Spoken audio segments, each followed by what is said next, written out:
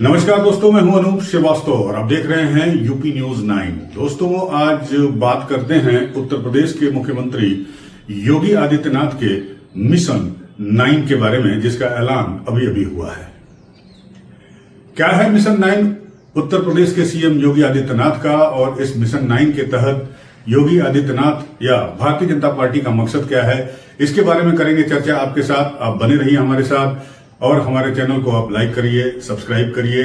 तो चलिए बढ़ते हैं आगे। आपको मालूम है कि उत्तर प्रदेश में विधानसभा की 9 सीटों पर उपचुनाव हो रहे हैं, महाराष्ट्र और झारखंड के साथ।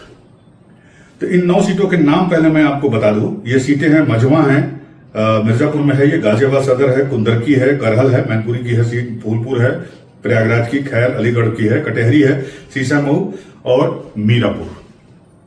ये 9 सीटें हैं। इन 9 सीटों पर उत्तर प्रदेश में चुनाव होने हैं। 13 नवंबर को मतदान होना है, यानी अब से सिर्फ, आज की तारीख अगर हम लेते हैं तो सिर्फ 9 दिन बचे हैं। और इन 9 दिनों में योगी आदित्यनाथ को अपना मिशन 9 पूरा करना है। क्या है मिशन 9, इसके बारे में बताएंगे, लेकिन सबसे पहले आपको हम बता दें कि उत्तर प्रदेश के मुख्यमंत्री योगी आदित्यनाथ इस 9 सीटों पर जो चुनाव प्रचार करेंगे उसका कार्यक्रम हमारे पास आ गया है और पूरी ताकत बीजेपी ने झोंकने की तैयारी कर ली है। और सीएम योगी की जहां तक बात है तो उनका जो है प्रचार, चुनाव प्रचार पश्चिमी उत्तर प्रदेश से शुरू होगा। 3 दिन में 9 जनसभाएं करेंगे, यानी 9 दिन बाकी हैं मतदान की तारीख को, जो कि 13 नवंबर को है। और इसमें 3 दिन में योगी आदित्यनाथ 9 जनसभाएं करेंगे। यही है मिशन 9। और ये मिशन 9 इसलिए है कि हरियाणा चुनाव के बाद भारतीय जनता पार्टी को योगी आदित्यनाथ से उम्मीदें बहुत बढ़ गई हैं। तो सबसे पहले आपको हम योगी जी का कार्यक्रम बता देते हैं। 8, 9 और 11 नवंबर को सीएम योगी की जनसभाएं होंगी उत्तर प्रदेश के तमाम जिलों में, और ये पश्चिमी उत्तर प्रदेश से शुरू होंगी। 8 नवंबर को ये गाजियाबाद से शुरू होगी। गाजियाबाद आपको पता है। 8 नवंबर को गाजियाबाद, कुंदरकी और मीरापुर में सीएम योगी की जनसभा है। 9 नवंबर को सीसामऊ, करहल और खैर में सीएम योगी की जनसभा है। 11 नवंबर को कटहरी, फूलपुर और मझवा में सीएम योगी जनसभाएं करेंगे, यानी पब्लिक मीटिंग करेंगे। तो यानी 9 सीट पर यूपी के सीएम ने जो है वो चुनाव प्रचार करेंगे और उनके साथ बीजेपी के तमाम मंत्री हैं। और इन सभी को जो सीटें हैं, जो प्रभारी मंत्री हैं, वो भी पूरी ताकत झोंकेंगे चुनाव प्रचार में। अगर हम उनका नाम आपको बता दें तो उसमें फूलपुर में राकेश सचान जो हैं मंत्री दयाशंकर सिंह रहेंगे। कटहरी में स्वतंत्र देव सिंह, संजय निषाद, दयाशंकर मिश्र रहेंगे। कुंदरकी में जेपीएस राठौर, जसवंत सैनी और गुलाब देवी प्रचार करेंगी। गाजियाबाद में सुनील शर्मा, ब्रजेश सिंह, कपिल देव अग्रवाल प्रचार करेंगे। खैर सीट पर लक्ष्मी नारायण चौधरी जो है वो प्रचार करेंगे। करहल पे जयवीर सिंह, योगेंद्र उपाध्याय और अजीत पाल करेंगे। करहल बहुत इंपॉर्टेंट सीट है क्योंकि ये समाजवादी पार्टी का गढ़ माना जाता है। सीसामऊ में जहां से इरफान सोलंकी की पत्नी जो है वो चुनाव लड़ रही हैं, सुरेश खन्ना रहेंगे, नितिन अग्रवाल रहेंगे। और मझवा में अनिल राजभर, आशीष पटेल और रविंद्र जायसवाल। मीरापुर में अनिल कुमार, सौमेंद्र तोमर और केपी मलिक चुनाव प्रचार में करेंगे।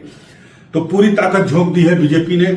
और इस मिशन 9 पे योगी आदित्यनाथ को क्यों लगाया गया है, या योगी आदित्यनाथ ने मिशन 9 का चुनाव क्यों किया है, करेंगे इस पर चर्चा। आप हमारे साथ बने रहिए और आपको बताते हैं कि मिशन 9 का कहां तक जो है ये प्रचार होगा और मिशन 9 कहां तक जाएगा, और योगी का जो नारा है वो उसके साथ उसको कितना फायदा मिलेगा। आप बने रहिए हमारे साथ।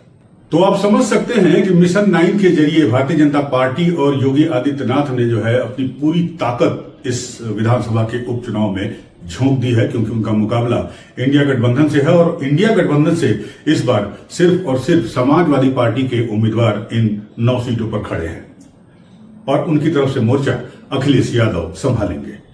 निश्चित रूप से दोनों एक दूसरे को पटकनी देने की पूरी कोशिश करेंगे।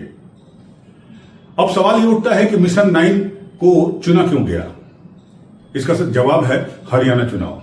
जी हां, आपको याद होगा कि हरियाणा के चुनाव में योगी आदित्यनाथ जी ने एक नारा दिया था, बटोगे तो कटोगे, एक रहोगे तो नेक रहोगे। और ये नारा बड़ा लोकप्रिय हुआ था। उसके बाद कई जगह योगी जी ने इस नारे को दोहराया भी। और हरियाणा का जो विधानसभा चुनाव था, जैसा कि मैंने आपको पहले बताया, अपने पहले की वीडियो में आपको बताया था कि हरियाणा के विधानसभा चुनाव में हर कोई ये मान रहा था कि कांग्रेस का पड़ भारी है, लेकिन जब अंतिम परिणाम सामने आए तो उसने सबको चौंका दिया। अब हरियाणा में जो बीजेपी को सफलता मिली है, उस सफलता से बीजेपी बहुत उत्साहित है और माना जा रहा है कि बीजेपी को मिली इस सफलता में योगी आदित्यनाथ के चुनाव प्रचार का बहुत बड़ा हाथ है। और यही वजह है कि योगी आदित्यनाथ ने का ये मिशन 9 न सिर्फ उत्तर प्रदेश में है 9 विधानसभा की सीटों पर, बल्कि ये मिशन 9 जो है अब महाराष्ट्र और झारखंड तक भी जाएगा। जी हां, बीजेपी ने पूरा मन बना लिया है कि योगी आदित्यनाथ जो है वो उसके स्टार प्रचारक होंगे। अगर बीजेपी में चेहरों की बात की जाए तो प्रधानमंत्री नरेंद्र मोदी और गृह मंत्री अमित शाह के बाद योगी आदित्यनाथ के जो है सबसे ज्यादा चुनाव प्रचार रखे जाएंगे, अगर वो महाराष्ट्र की बात करें तो, और झारखंड की बात करें तो। झारखंड में तो आज से प्रधानमंत्री नरेंद्र मोदी ने अपना चुनाव प्रचार शुरू भी कर दिया है। आज उनका गढ़वा और चाईबासा में चुनाव प्रचार है और बहुत जल्द ही, जैसे ही योगी के प्रोग्राम सामने आएंगे, अभी तक तो योगी जी का प्रोग्राम सामने नहीं आया महाराष्ट्र और झारखंड का, लेकिन ये तय है कि योगी जी का मिशन 9 जो है वो महाराष्ट्र में भी जाएगा, महाराष्ट्र तक जाएगा। और बीजेपी ये पूरा मन बना चुकी है कि योगी उसके एक स्टार प्रचारक हैं और योगी जी के बल पर अगर हरियाणा जीत सकते हैं तो योगी जी के बल पर महाराष्ट्र चुनाव भी जीत सकते हैं, क्योंकि महाराष्ट्र चुनाव में बड़ा खेला हो रहा है।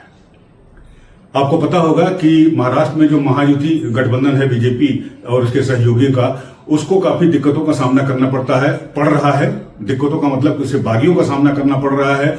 वहां पर उसके कई उम्मीदवार ऐसे हैं जिनका टिकट कटा है, वो बागी उम्मीदवार के तौर पर चुनाव लड़ रहे हैं, उनको दिक्कत हो रही है। उन्हें मनाने की जिम्मेदारी देवेंद्र फडणवीस को सौंपी गई है।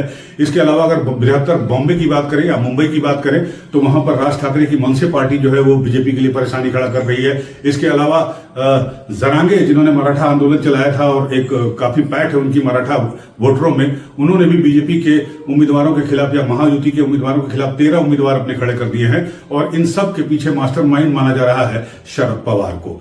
तो महाराष्ट्र में महायुति या यूं कहें बीजेपी थोड़ी सी मुश्किल में दिखाई दे रही है या उसको मुश्किलों का सामना करना पड़ रहा है। उससे निपटने के लिए भी योगी आदित्यनाथ का सहारा लिया जाएगा। इसके अलावा झारखंड में हेमंत सोरेन को हराने के लिए भी योगी आदित्यनाथ के चेहरे का भरपूर इस्तेमाल किया जाएगा। तो ये है मिशन 9 योगी आदित्यनाथ का। अब मिशन 9 योगी आदित्यनाथ का उत्तर प्रदेश में कितना सफल होगा और इसके अलावा महाराष्ट्र और झारखंड में मिशन 9 का प्रभाव कितना व्यापक होगा, ये तो पता चलेगा 23 नवंबर को, जब हमारे पास रिजल्ट आएंगे, जब मतगणना होगी, उसके परिणाम सामने आएंगे। उस वक्त ये पता चलेगा कि हरियाणा में चला सिक्का वो महाराष्ट्र भी और झारखंड में चला कि नहीं चला। उत्तर प्रदेश में तो खैर उपचुनाव है, ये माना जाता है कि उपचुनाव जो हमेशा जो सत्ताधारी दल होता है उसके फेवर में होता है। फिर भी उत्तर प्रदेश के भी निगाहों पर सबकी नजर बनी रहेगी, हमारी भी नजर बनी रहेगी और हम भी आपके साथ बने रहेंगे। आप भी हमारे साथ बने रहिए। अगर आपको ये वीडियो अच्छा लगा हो तो आप हमारे चैनल को लाइक करिए, सब्सक्राइब करिए। मिलते हैं आपसे अगले वीडियो में, तब तक के लिए